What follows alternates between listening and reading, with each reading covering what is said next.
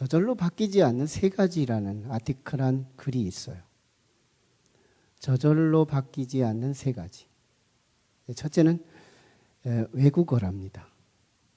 우리는 외국어에 대해서 외국에서 살면 저절로 된다 하는 개념을 갖고 있어요. 하지만 어떤 분이 미국에 가서 3년을 살다 왔는데 실컷 한국말만 하다 왔대요. 정말 외국어는 피나는 노력이 없이는 외국에 가서도 안 되더라는 거죠. 노력이 필요하다. 저절로 되지 않는 거다. 또 하나는 지혜랍니다. 지혜가 저절로 얻어지는 게 아니래요. 어떤 사람은 나이 먹으면 지혜가 생긴다 이렇게 믿고 살지만 사람이 나이가 먹어도 지혜가 저절로 생기지 않는다는 겁니다. 지혜는 언제 생길까요?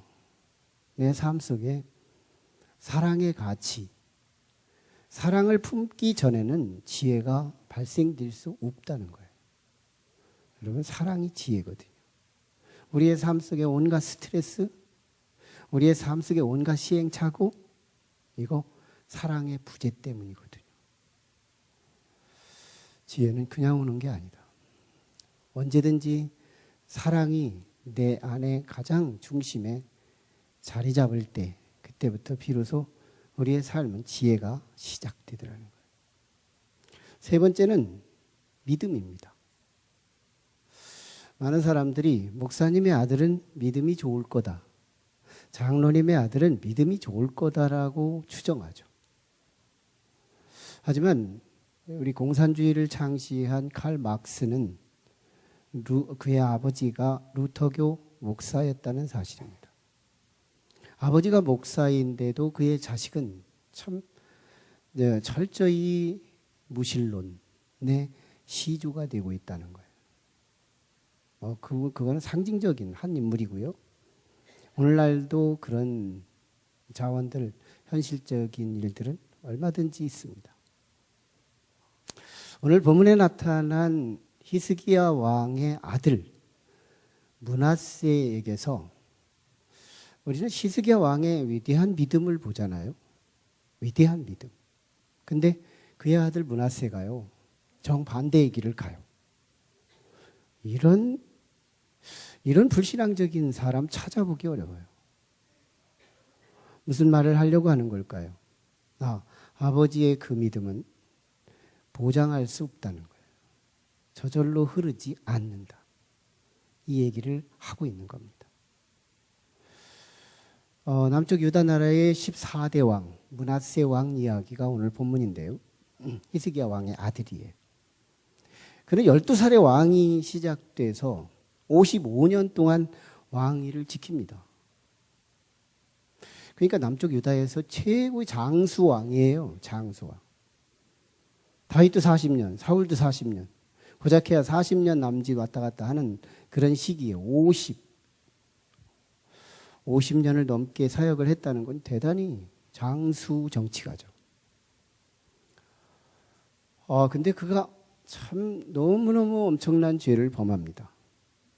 그러나 아버지 히스기야가 정말 산당은 우상의 본거지라 해가지고 산당을 다 철거하죠. 근데 므낫세는 아버지가 철거한 그 산당을 다시 재건해요. 다 세우는 거예요. 그리고 가나안의 원족들의 더러운 습관, 풍습들을 백성들에게 영향을 끼치는 거예요. 그리고 북이스라엘의 악명 높았던 아합 왕의 길, 바알 신을 숭배하고, 그리고 아세라 목신을 숭배하고, 그리고 1월 성신, 가나안 사람들이 믿었던 1월 성신, 즉 태양신, 별신, 이런 1월 성신의 신들을 숭배합니다. 더 경악스러운 것은 이 므낫세는 하나님의 여호와의 성전 안에다가 바알 신단을 세우고 아세라 목신 신단을 세우고 성전 마당에다는 1월 성신의 신단을 세웁니다. 이건 남쪽 유다 나라의 아달랴라고 하는 악한 여자왕, 그도 상상할 수 없는 일이었고, 히스기야 왕의 아버지가 정말 극악무도한 죄인이었는데 그 아하스도 생각하지 못했던 범죄였어요. 이 경악스러운 이 신성 모독의 행위였습니다. 이걸 므낫세가 하는 거예요.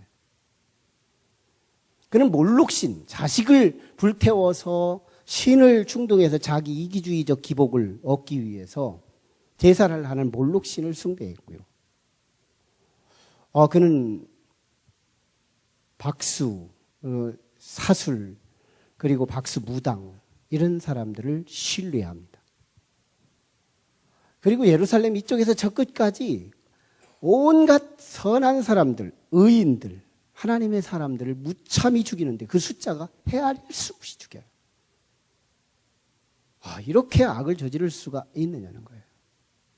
그에게 하나님이 없는 거예요. 도대체 이 히스기야 왕과 이 므낫세 사이에 도대체 이런 갭이 있을 수 있을까요? 히스기야 왕의 그 공로를 한번 볼까요? 히스기야 왕은 하나님의 성전을 정화시켜요. 그 아버지인데요. 성전을 깨끗이 정리하고 수리하고 그 일을 합니다. 그리고 산당을 제거하고 우상의 본거지 이런 것들을 다 제거해요. 완전히 그루터기 자체를 없애버려요. 그리고 우상을 제거해요. 그리고 모세의 놋뱀, 이걸 가지고 우상화 시키니까 모세의 놋뱀을 철거해요. 그뿐 아니라 유월절, 그때까지 유월절에 대해서 소홀히 했던 열왕들에 비해서 히스기야 왕은 유월절 행사를 대대적으로 온 백성들 가운데 제사를 지냅니다. 유월절은 그 핵심이 양의 피거든요. 그리스도의 십자가 사건을 의미하는 겁니다. 십자가를 가장 소중히 여겼다는 그 말이죠. 유월절. 그리고 성전에서 봉사할 수 있는 이 조직을 체계를 만들어요. 성전을 언제나 유지 보수할 수 있도록 그 봉사자들을 연대적으로 만들어냅니다. 아버지 아하스가 인간을 의지해서 친아수르 정책을 펼쳤다면 히스기야 왕은 하나님하고 하나님하고 연합하게 됨으로써 남쪽 유다 나라의 부국강병을 이루어내요. 히스기야 왕도 사람인지라 한때는 사람이 두려운 적도 있었어요. 아수르가 두려워서 성전에 은금을 뜯어다가 바쳐보기도 합니다. 또 사람을 의지한 때도 있었어요. 인간이었기 때문에. 그러나 그때마다 히스기야 왕은 하나님의 말씀이 들리는 때마다, 하나님의 말씀이 들리는 순간순간마다 회개를 통하여 선왕의 이미지를 획득합니다. 근데 그의 아들 므낫세는 완전히 손 이쪽과 저쪽처럼 완전히 정반대의 길을 갔더라는 거예요. 무슨 말일까요? 믿음은 저절로 흘러가는 게 아니라는 거예요. 믿음은 저절로 가는 게 아니다. 아버지가 하나님을 닮은 아버지라 하더라도 무언가가 부재하면 그 믿음은 아버지에게서 아들로 저절로 흐르지 않는 거다. 요하난 벤 자카이라고 하는 유다의 랍비라는 분이 1세기 당시를 비유로 해서 유대인들이 로마를 상대로 해서 이길 수 있는 비결을 말하는데요. 칼로는 이길 수 없다는 걸 인정해요. 왜? 로마 제국이 어마어마 제국이 몸뚱이가 커졌고 그 세력이 세워졌기 때문에. 분명히 자카이도 그 현실을 잘 알고 있었어요. 그들이 칼로 예루살렘을 정복하면 우리는 속수무책으로 당한다는 정도는 알고 있었어요. 그럼에도 불구하고 유다인들은 나름대로 이 칼보다 더 무서운 무기 하나를 거머쥐면 역사 속에서 로마를 정복할 수 있고 이길 수 있다고 믿고 있었어요.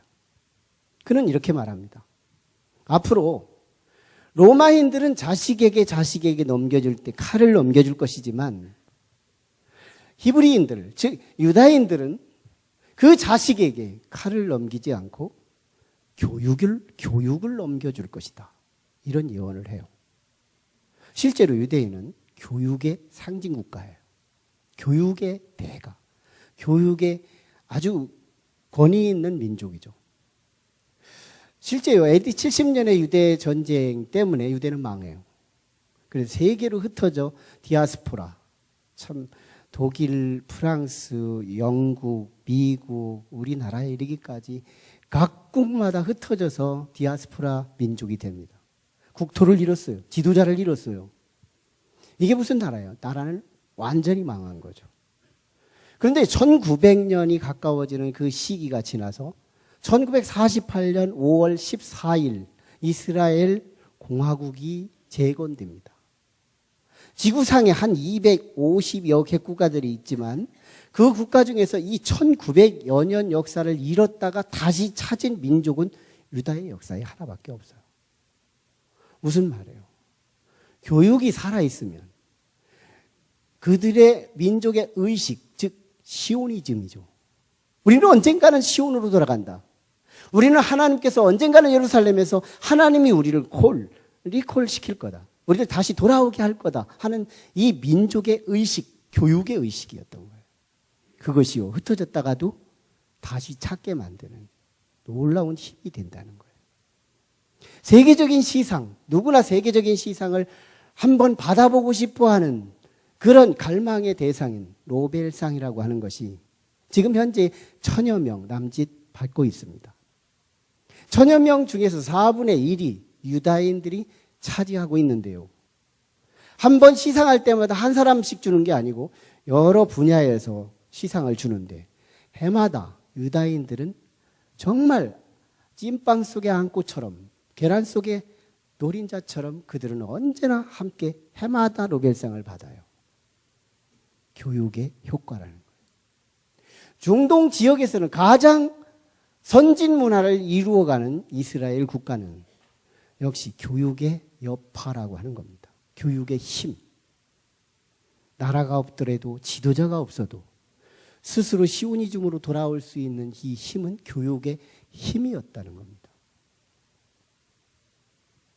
여러분, 성경은요, 자신의 믿음은 최고의 정점을 가지면서 자신의 자식에게는 제로의 신앙을 남겨준 두 사람을 소개하는데 하나는 사무엘이에요.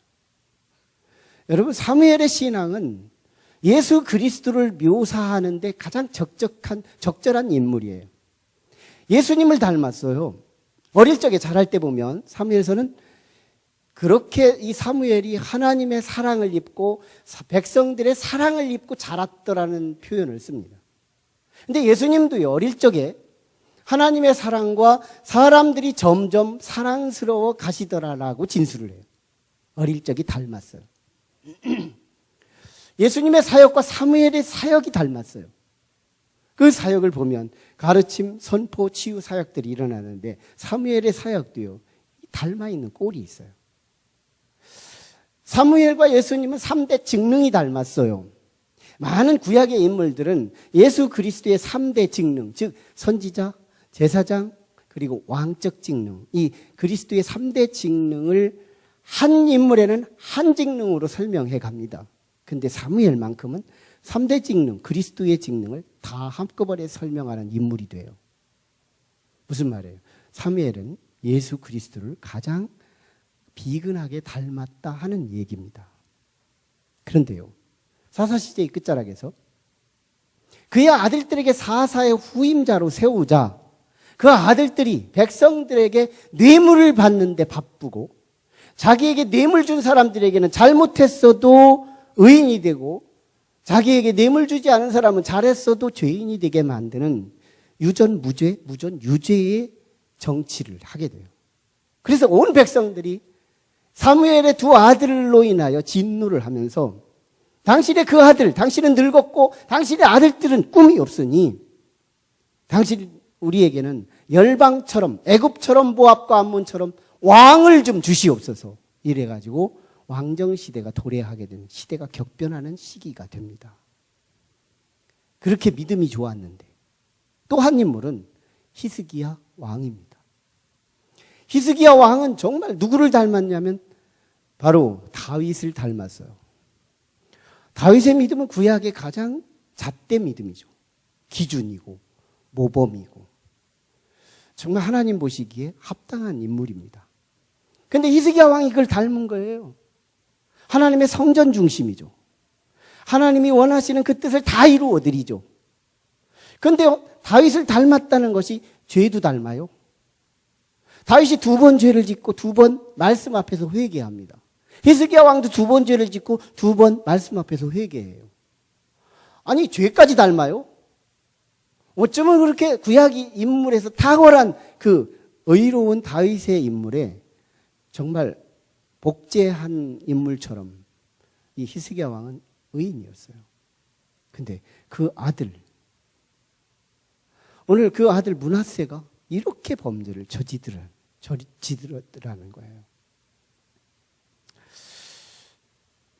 성경은요, 사람이 교육을 포기하면 하나님께서 교육을 비로소 시작하는 내용을 많은 분야에서 묘사하죠. 사람이 교육을 포기하면 하나님이 교육을 시작하신다. 무서운 얘기인데요. 사사시대 이전에 여호수아 공동체 그 이후에 가나안에 첫 번째 살았던 1세대들에게 여호수아는 이렇게 숙제를 줘요. 여러분들은 2가지를 하셔야 여러분이 이 가나안 땅에서 여러분 버림받지 않고 하나님의 축복을 누릴 수 있습니다. 2가지를 반드시 숙제하십시오. 첫째는 가나안 원족들을 다 제거하지 못했기 때문에 각 지파마다 그 원수들을 각 지파에 숨어 들어와 있는 가나안의 원족들을 제거해야 합니다. 이건 죄의 원흉들이었어요. 죄의 조그마한 그 근거들을 제거하라 이 말이었어요. 근데 그들은 내버려둬요. 또 한 가지는 다음 세대, 당신의 다음 세대들을 하나님의 말씀을 가르치는 일에 열심히 하라 이 과제를 줍니다. 근데 그 다음 세대들에게 가르치지를 않아요. 그 결과 하나님은 그들을 붙들고 사사시대의 136년의 역사를 이끌어갑니다. 사사시대가 어떤 건데요? 놀라웠게 주변 국가들이 이스라엘을 침공해 오는 거예요. 싸울 일이 생기는 거예요. 손해볼 일이 생기는 거예요. 어려운 일들이 막 갑작스럽게 환란처럼 다가오는 거예요. 하나님이 교육을 시작하면 놀라운 어려운 일들이 도래하더라는 거예요. 사사시대의 끝자락에는 엘리 제사장이 자기 홈리와 비느하스라는 그 2 아들을 교육하기를 포기해요. 그때 하나님은 블레셋 전쟁을 일으켜서 한날 한시에 홈리와 비느하스를 현장에서 전사하게 만들고 그 전사 소식을 그의 엘리 제사장이 의자에 앉아 있다가 듣고 너무너무 충격을 받아 넘어져서 고개가 부러져서 죽고 그의 며느리가 이가봇이라는 어린아이를 낳으면서 하나님의 영광이 떠났다는 이름을 붙여주고 며느리가 아이를 낳다가 죽게 됩니다. 한 가문이 멸문됐다는 거예요. 하나님의 교육은 무섭더라는 거예요. 하나님의 교육은. 여러분, 므낫세가요, 하나님께서 교육을 붙잡는데요. 히스기야 왕이 교육을 포기하자 므낫세가 교육을 붙잡는데 이 하나님이 교육을 붙잡는데 갑작스럽게 바벨론 포로 시기도 아닌데 역대하 33장 13절에 보면 하나님께서 이 므낫세를 바벨론으로 끌려가게 해요. 쇠사슬에 묶여서. 그리고 바벨론 감옥에 갇히게 해요. 그리고 모진 비인격 처리를 당합니다. 그리고 그 모진 고난 속에서 역대하 33장 13절에 보면 그제서야 여호와가 하나님인 줄을 알았더라 하면서 회개합니다. 하나님이 교육을 하니까 비로소 하나님을 알기는 했는데 얼마나 큰 환란이 임했는지를 보여주는 사건이에요. 여러분, 사람의 교육과 하나님의 교육은 차이가 있어요. 사람의 교육은요, 조용한 네모진 하나의 세미나실에서 사람의 평화로운 언어로 가르치는 특징이 있다면 하나님의 교육은 살벌한 환란의 현장에서 죽느냐 사느냐의 어려움에 직면하여 거기서 하나님은 교훈을 가르치고 시대를 깨우쳐 주더라는 거예요. 무서운 얘기예요. 우리가 교육 안 하면 그냥 평이하게 역사가 진행될 것 같지만 우리가 교육을 포기하는 순간 역사는 환란의 무대를, 교실을 만든대요. 그래서 그 다음에 우리 다음 세대에게 닥칠 어마어마한 환란이 임해서 그 환란 속에서 자녀들을 회개할 자는 회개시키고요, 교훈할 자는 교훈하게 하고, 그러면서 역사의 산 교실로 삼으시더라는 거예요. 교육은 적기가 있습니다. 적기. 심리 발달 학자인 삐아제라고 하는 학자가 있어요.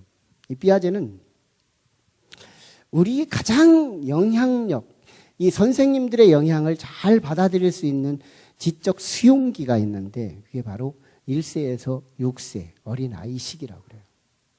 이때는 소위 물활론을 믿는 시기라 그래요. 물활론. 모든 것은 살아있고 그것은 나와 소통할 수 있다는 인격체로 이해하는 이를 수용기라고도 합니다. 잘 받아들이는 시기. 이때 믿음이 형성된대요. 이때요, 홍해가 갈라졌다면 왜 갈라졌느냐고 묻지도 않고 믿어버리는 거예요. 무리바 반석을 쳤는데 물이 나왔다면 이 물활론을 받아들이는 이 어린 시기에는요, 그냥 따지지도 묻지도 않고 믿어버리는 거예요. 그때 믿은 그 믿음이 평생 간다는 겁니다. 여러분, 이 믿음을 카피한다고 카피돼요? 저 사람 믿음 좋으니 나도 믿음 한번 배워보겠다고 배운다고 되는 거예요? 아니에요. 믿음은 적기에 우리에게 도입되어야 된다는 거예요. 이 삐아제는 이 시기를 놓치면 참 교육이 효과가 어렵다는 거예요. 그렇다고 우리 평생 동안 우리가 교육을 포기하라는 말은 아니에요. 우리는 언제나 교육은 필요한 거예요. 교육이 중요한 만큼 교사가 중요하다는 것을 말해요.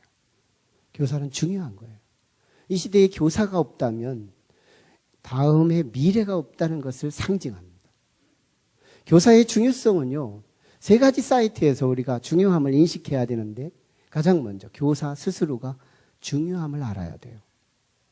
교사 스스로가 자기 직임이 소중하다는 인식을 모르면 우리는 그 교사의 직임을 감당하기가 어렵다는 거예요. 교사 스스로가 나의 직임이 위대하다, 대단한 거다, 하나님의 선물이다. 나는 교사가 아니라고요? 교사는 하나님 이외에는 상대적 교사일 뿐이에요. 하나님은 절대적인 교사입니다. 그런데 우리는 다 상대적이에요. 이 분야는 내가 교사고 저 분야는 당신이 교사예요. 우리는 어떤 부분이든 영향을 끼치면 교사가 되는 겁니다.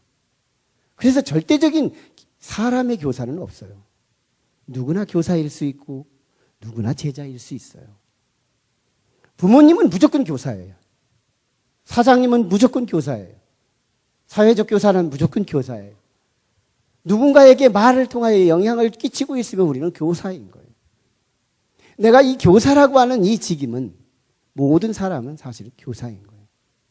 이 교사적 사명을 우리가 소중하게 여기지 않으면 누가 소중히 여길 수 없다는 거예요. 지미 카터 대통령이라는 미국 대통령이 있는데 현직 때는 국민들로부터 무시당했어요. 저게 무슨 대통령인가? 그가요, 대통령직을 내려놓은 뒤에 낙향을 하고 자기 고향으로 가서 교회에 가 남은 생애를 계속해서 주일학교 교사가 됩니다. 그때요.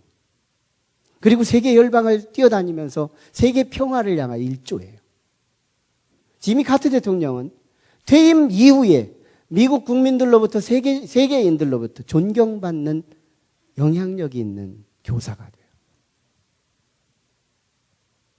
우리는 존 워너메이커에 대한 이야기를 잘 알고 있어요. 그는 정말 미국의 백화점의 왕이라고 하는 직함을 갖고 있었고, 그리고 미국의 장관 역할을 했던 사람이죠. 그가 대통령으로부터 장관직을 섭외받았을 때 거절합니다. 뭐 때문에? 교사직 때문에. 그러니까 나중에 기자에게 물어요. 당신은 어떻게 이 장관직과 교사직, 교회학교 교사직 중에서 어떻게 해서 이 장관직을 걷어찰 수 있었습니까? 물었을 때 교사는 평생직이기에 나의 본업이지만 장관직은 고작해야 5년밖에 안 되는 것이기에 이건 부업에 불과한데 어떻게 본업이 부업에 치일 수 있겠습니까? 하면서 거절을 했다는 거예요. 대통령으로부터 조건부로 주일날은 교회학교 교사만 하십시오. 그리고 주간에만 장관직을 수락하십시오 해가지고 조건부로 장관직을 수락했다는 얘기죠. 무슨 말이에요? 내가 맡고 있는 이 교사직에 대해서 너무너무 소중하게 여겼다는 거예요. 우리는 이 교사의 직을 가지고 있어요. 내가 스스로 그 영향력, 그 소중함을 인식하지 못하면 남이 해줄 수 없다는 거예요. 동시에 나의 자녀들, 다음 세대를 가르치는 교사들에 대한 소중함을 인식해야 하더라는 거죠. 유대인 교육의 1차적 교육자는 부모입니다. 내 자녀는 내가 가르치는 것이 하나님의 의무였어요. 하나님이 지시하신 의무였어요. 그런데 그것을 실제는 교사들에게 랍비한테 맡길 때 랍비는 부모가 해야 할 일을 대신 맡는 것이 되는 거예요. 그리스도께서 나의 죄를 대신하여 십자가에 지신 것처럼, 그래서 그분에게 고마워 예배하는 것처럼 내가 당연히 가르쳐야 할 그 시간에 나를 대신하여 우리 교회학교 교사들이 내 자녀를 가르치고 있다는 것은 나를 대신하여 지적 십자가의 원리가 되고 있다는 거예요. 그러므로 우리는 그 고마움을 교사들에게 담아야 한다는 거예요. 동시에 우리 각자가 누구에게나 교사가 없으면 안 된다는 거예요. 중요한 교사. 내 위에 교사가 떨어질 때 나는 이미 노인이라는 것이고요. 내가 지금 비록 80세, 90세라고 하는 나이가 있다 하더라도 내 위에 선생님이 있다면 이는 청년이라는 말이 있습니다. 무슨 말이에요? 교사는 나의 미래이기 때문에, 교육은 내 미래를 결정하는 것이기 때문에 정말 진짜 노인은 내 위에 가르칠 교사가 없다는 거예요. 그런데 내 위에 교사가 있는 한 나는 연세가 많다 하더라도 나는 이미 청년이라는 거예요. 왜? 미래가 있으니까. 꿈을 꿀 수 있으니까. 오늘 우리는 나에게 교사가 떨어진다는 게 얼마나 두려운 일인지, 나를 쓴소리 해주고 나를 지적해 줄 수 있는 선생님이 있다는 것은 나의 미래가 있다는 것을 의미하는 거예요. 교사가 힘든 이유가 있습니다.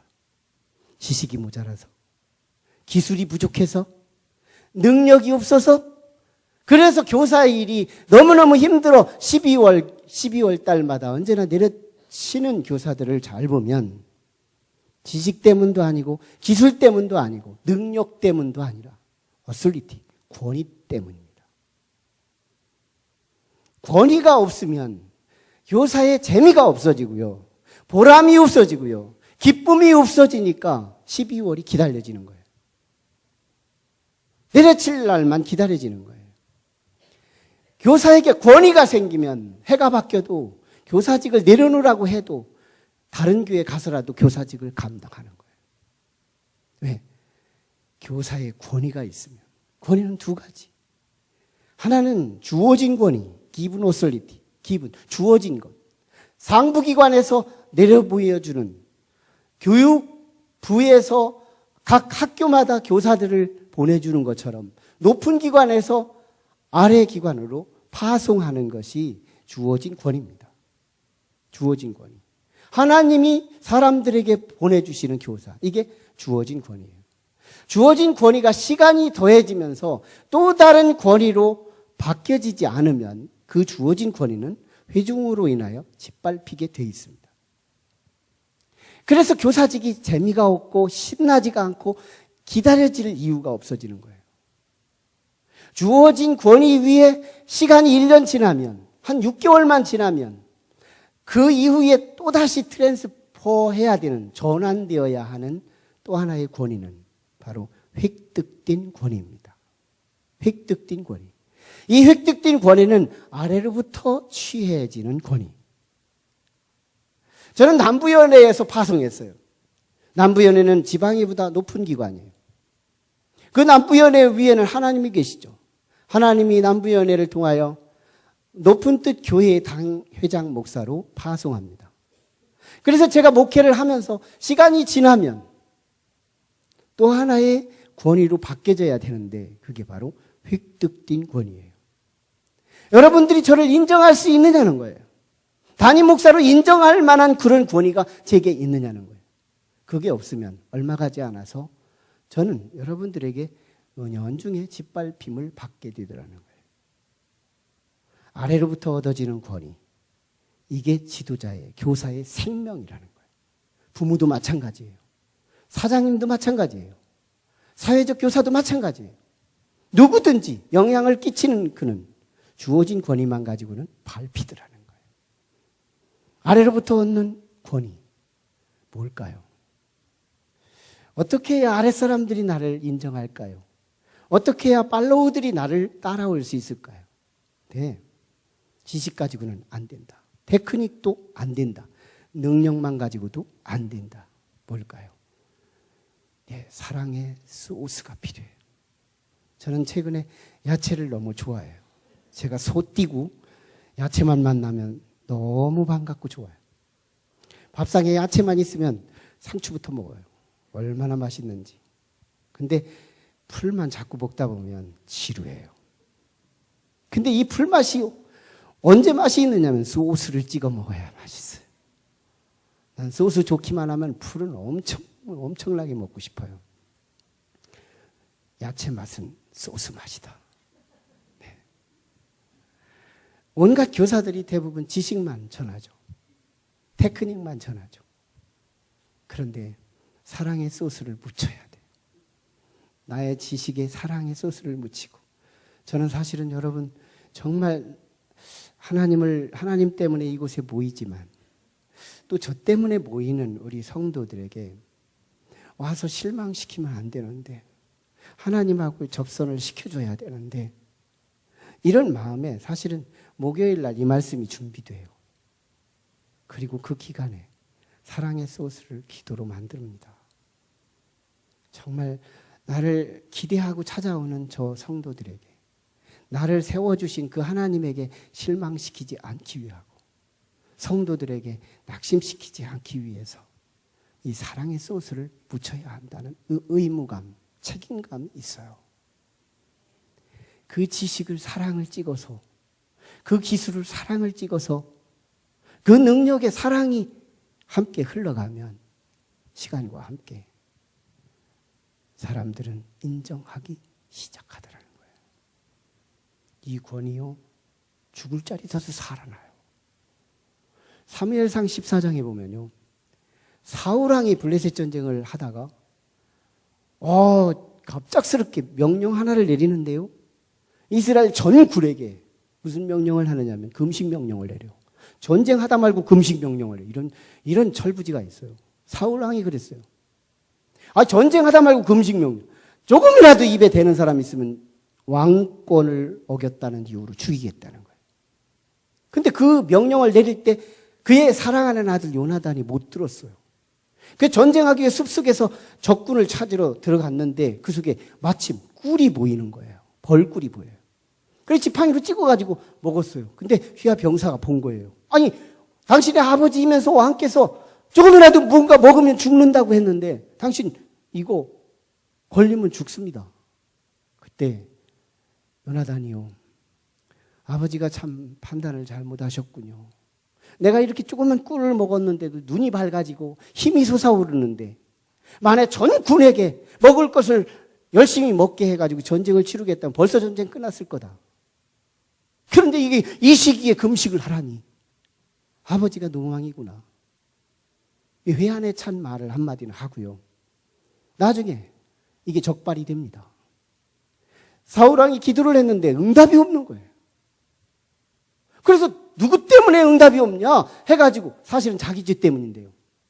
이게 요나단에게 죄가 없다는 걸 증명하기 위해서 드러나는 건데요. 제비를 뽑습니다. 우리 공동체 안에 누가 죄가 있으면 하나님께 내가 기도를 했는데 응답이 없다는 증거가 누구냐 뽑았더니 요나단이 걸린 거예요. 그런데 요나단이 아니라는 걸 증명하기 위해서 걸리게 한 건데요. 그래서 사울왕은 자기 아들이지만 나의 왕의 권위를 지켜내기 위해서 아들을 죽이겠다고 선포를 해요. 전 국민에게 선포합니다. 그때 전 국민이 들고 일어난 함성이 있었어요. 요나단은 안 됩니다. 요나단을 죽으면 우리는 미래가 없습니다. 요나단을 죽이면 안 됩니다. 전 백성들이요, 쌍수를 들고 요나단 죽이지 말라고 소리치는 거예요. 무슨 말이에요? 위에 사람은 그를 죽이려고 했지만 아랫 사람들은 그를 살리려고 해서 그의 생명싸개가 됨으로 요나단은 살게 되는 거예요. 여러분, 이 권위가 그 실력이 있다는 거예요. 그런데요, 이 권위의 모토가 누구냐? 예수님이라는 거예요. 예수님 당시에 바로 이 성경의 교육자는 서기관이 담당했어요. 그리고 설교는 온갖 서기관들이 담당합니다. 설교는요, 서기관들보다 잘하는 사람이 없었어요. 미사여구를 잘 붙이고 그의 화두를 잘 정리해서 전하는 서기관들이었어요. 근데 그들의 설교를 듣고 나면 식상합니다. 능력이 없어요. 그런데 예수님께서 마태복음 5장부터 산상수훈을 시작하는데요. 심령이 가난한 자는 복이 있나니 천국이 저희 것임이라.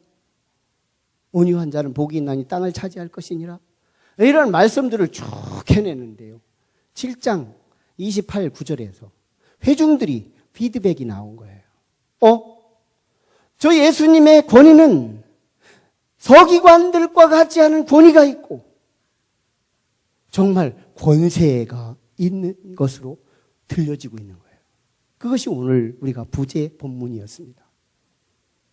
권위. 이 권위는 사랑을 통하여 획득되는 이 권위. 이게 없으면요, 우리는 지혜도 없는 거예요. 우리는 지금 누군가도 나를 따라오지 않습니다. 고독한 선생님이죠. 언젠가 그만둘 날을 기다리는 선생님이죠. 획득된 권위. 예수님에게서 우리가 다시 배울 수만 있다면, 내 안에 사랑의 소스를 갖고 지식을 배달하고 기술을 배달하고 능력을 배달할 수만 있다면, 시간이 지나면 내 땅은 넓어진다. 나를 따르는 사람들이 있더라는 거예요.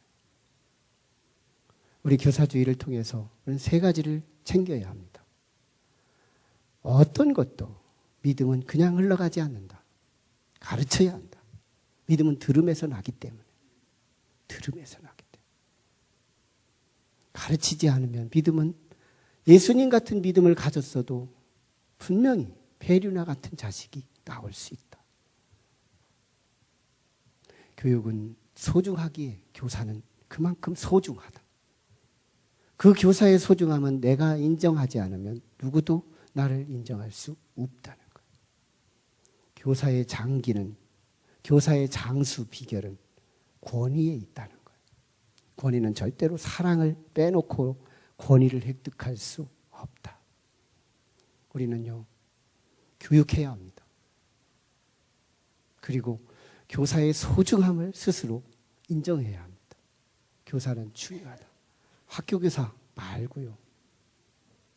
그들은 이미 봉급으로 다 해결합니다.